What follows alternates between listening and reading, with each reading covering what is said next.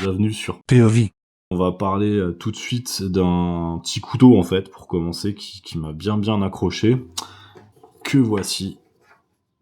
L'Orthodox V2 de chez Artisan Cutlery. Voilà, tout simplement. Voilà la bête.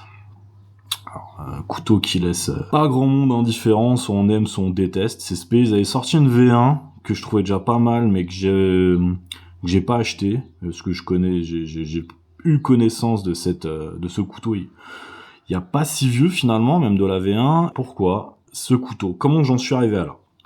C'est très simple.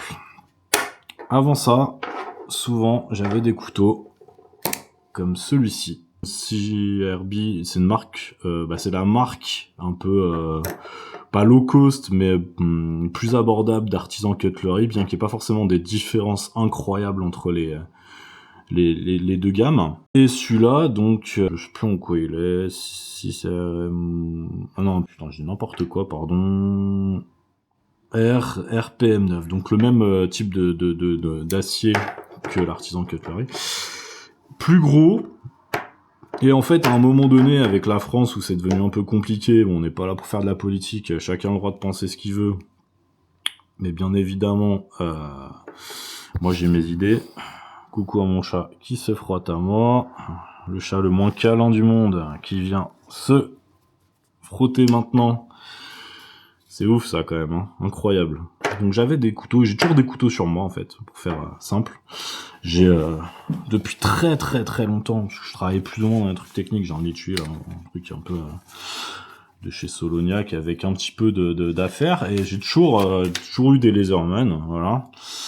Bon, il est coincé dans mon étui. Je l'utilise beaucoup pour le travail, plusieurs de mes tafs, à vrai dire. J'ai toujours des trucs un peu techniques à faire et je suis bien content d'avoir ça. Donc, en fait, ce qui se passe, c'est que j'ai ça prend de la place. Et c'est pas toujours à portée de main. Et j'aime bien avoir une lame en plus. Voilà, j'aime bien avoir une lame en plus pour pouvoir bricoler, faire des petits trucs, machin et tout. Ça a toujours été comme ça. Donc, voilà, donc le Laserman est dans un étui, je suis moins embêté si jamais. Le couteau ici, qui va très bien, vous remarquez, hein, si GRB c'est quand même du bon... Vous remarquez, un peu servi, un peu sale, un peu rayé. Je crois que c'est du PVD, ça, bref. Et du coup, très pratique d'avoir ça. Très bonne lame, un peu polyvalente, etc. Donc d'ailleurs, merci, parce que là je fais une review sur des couteaux, je vais pas faire que ça, mais... C'est ce qui m'avait fait hésiter à faire une chaîne YouTube à la base et de faire un truc sur les couteaux. Entre autres, c'est que il y a de très bonnes chaînes. Donc petit clin d'œil au Goût des Lames qui m'a fait acheter, qui conseille de très bons couteaux, qui a de très belles reviews comme d'ailleurs Lame de Pique. Il y en a plein d'autres, franchement, qui sont exceptionnels. Mais ces deux-là, moi, c'est ceux que je suis. Ça fait partie de ceux que je suis le plus. Et franchement, bravo à eux. Et donc, il me semble que c'est une review du Goût des Lames. Faudra que je recherche. Si je trouve la vidéo, je vous la mettrai en description parce que je vais pas refaire une review là-dessus. Je pense il fera toujours bien mieux que ce que je ferai jamais. Donc j'avais ça. Et puis au bout d'un moment, en fait, la loi, machin, etc. Et puis on se dit, c'est ballot. Je prendrais bien un truc un peu plus discret. Donc un truc un peu plus discret. Je suis parti sur ce qu'on appelle des couteaux, soit des utilitaires. J'en ai eu plusieurs. Je vais pas tous les montrer. Et puis en fait, à un moment donné, je tombe sur je cherchais un CEO. Et le CEO, j'ai pas forcément les moyens de mettre beaucoup d'argent là-dedans, et je tombe sur une review de Lame de Pique. Donc pareil, petit clin d'œil à lui, petite dédicace à lui. Et il parle de plusieurs CEO, et dont celui-là, de chez Omezio. Alors Omezio, pour ceux qui connaissent pas, c'est une marque un peu plus que budget qu'on peut trouver sur Amazon, mais il y a des choses assez correctes. C'est un peu comme Two Knife et compagnie. Plutôt pas déconnant, j'aime beaucoup ce couteau. Vraiment, hein. Par contre, ça coupe très mal. Je saurais pas dire ce que c'est comme acier, et je dis pas du tout qu'il a mal conseillé, au contraire, parce que lui, il a été très honnête sur la review, sur la présentation des couteaux, et en présentant comme étant le CEO le moins cher, en tout cas. Et j'étais très content de l'avoir. Il est assez solide d'ailleurs. Il faut juste que je resserre un petit peu le clip, et puis de temps en temps, faut resserrer ici. Par contre, c'est un petit problème, c'est que ça coupe un peu comme mes genoux. Bon, donc... Au bout d'un moment, ça m'a gavé, et puis je cherchais un autre CEO, puis j'avais pas spécialement de coup de cœur, j'aimais bien celui de chez CRKT. Alors un autre de chez CGRB qui me plaisait beaucoup, c'était le Landkey, très joli couteau, voilà, en business et tout, Mais le problème, c'est qu'on est sur des couteaux un peu fragiles, pas donnés, enfin pas très cher non plus, hein, on va dire entre 40 et 50 euros. Et je tombe sur un short du Orthodox, V2. Voilà. Voilà quand j'en... Voilà, super, j'ai niqué ma table, bravo. Bel esprit. Mais en tout cas, bah voilà, je tombe là-dessus. Et je me dis, waouh, alors ouais, on est loin de ce genre de joyeuseté qu'est un CEO, et de tous ceux qui ont copié des CEO. Mais néanmoins, quand on ferme, et qu'on glisse ça dans une chemise, on dirait presque un stylo. Bon après, ceux qui sont habitués au couteau, vous remarquez quand même qu'à un moment donné, bon, la ficelle est grosse, hein, on va pas se mentir. Mais en attendant, ça peut faire illusion, en sachant qu'il est assez léger. J'ai pas le poids ici. Je crois qu'il doit être aux alentours de 70 grammes, si je dis pas de bêtises. Qu'on a un couteau qui est pas trop mal en termes de taille, c'est-à-dire qu'on a une lame qui est pas ridicule, qui fait un peu plus de 7 cm sur le tranchant.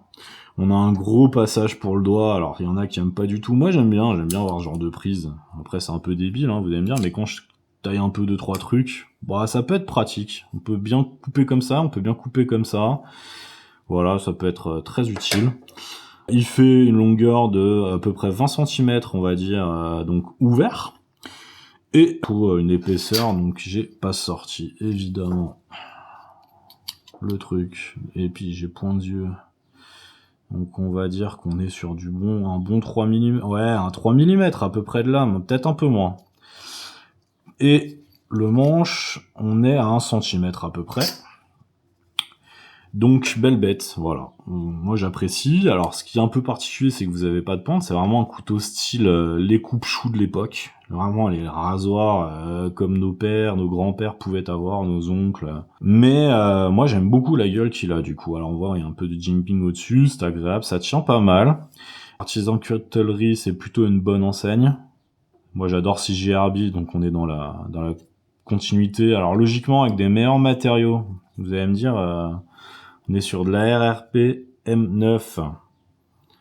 Donc bon, c'est quand même le même acier que le couteau que j'avais montré avant, là, le CJRB, dont je n'arrive pas à me rappeler le nom, c'est assez honteux. Bon, alors là, on va être sur du G10, un espèce de G10 transparent style jade, que j'aime beaucoup. Il existe en noir avec une lame en black PVD. À l'intérieur, on voit que c'est quand même pas mal ajourné, mais que c'est complet. Donc fermeture avec un petit liner lock. On remarque que ça s'ouvre super bien. Alors faut un peu avoir du doigt, hein. C'est-à-dire que c'est pas comme celui que j'ai montré tout à l'heure où je crois que l'homme de pique avait dit que c'était crispy. Effectivement c'est crispy, ça s'ouvre extrêmement facilement. Celui-là, ça s'ouvre, il faut un peu plus pousser. Alors je les mets côte à côte, comme ça on peut bien les comparer. Faire un petit peu comme les collègues font. Voilà, hein. Histoire de, parce qu'effectivement c'est pas bête. Là on voit un peu à quoi ça ressemble. Et on voit aussi qu'il est un peu entre les deux en termes de taille de manche, en largeur de lame. Après en épaisseur de lame, c'est same but different comme dirait notre regretté Bunaimin. Donc voilà. Pour la petite review de ce très très sympathique Artisan Cutlery que j'ai pas mal utilisé déjà, alors il est pas abîmé. Le seul petit reproche que je pourrais faire, faut donner un coup quand ça sort de carton, ça coupe pas non plus des masses. Contrairement au CJRB, moi j'ai jamais eu trop eu de soucis, ils étaient plutôt assez tranchants.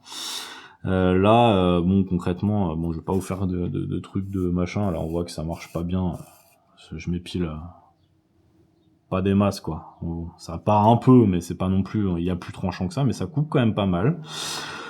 Le RRPM9 c'est un acier milieu de gamme, ça vaut un 440C. Après moi je suis pas très calé en acier. De toute façon dans des couteaux on va autour de 30, 40, 50, 60 balles, c'est un peu ce que vous allez retrouver. Des fois on a des bons D2, des fois c'est très correct, c'est bien fait.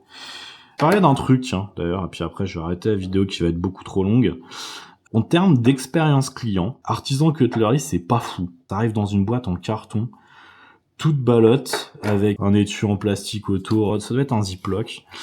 Là où c'est JRB qui est moins censé être qualité que Artisan, Ça arrive dans sa petite trousse, avec de la feutrine, enfin un truc dedans assez doux là pour pas abîmer le couteau, emballé avec le petit truc en tissu pour nettoyer la lame, machin et tout. C'est assez marrant, et en fait c'est souvent le cas apparemment. C'est plutôt souvent le cas dans les trucs premium. Alors, premium là c'est pas non plus du premium, mais un peu plus haut de gamme. Ils privilégient les matériaux et un peu au détriment de l'expérience utilisateur. C'est valable dans la couture, la haute couture, les sacs, la nana elle est là-dedans, donc voilà. C'est valable dans les voitures, on le voit souvent. C'est des choses un peu comme ça, voilà. Mais en tout cas, de mon expérience, en dehors de ça, c'est un très bon couteau, ça coupe bien, ça tranche du carton, du papier, tout ce qu'il faut. On peut tailler un peu de bout de bois, bon c'est pas vraiment fait pour. Allez, recoucou le chat. Allez, vire ta patte. Moi, je suis quand même très satisfait de ce couteau. Ça vaut une 50aine d'euros sur, je sais plus, sur Knife Stock peut-être. Voilà. Donc, c'était tout pour moi pour aujourd'hui. Je vous souhaite une bonne journée à tous et à tout bientôt.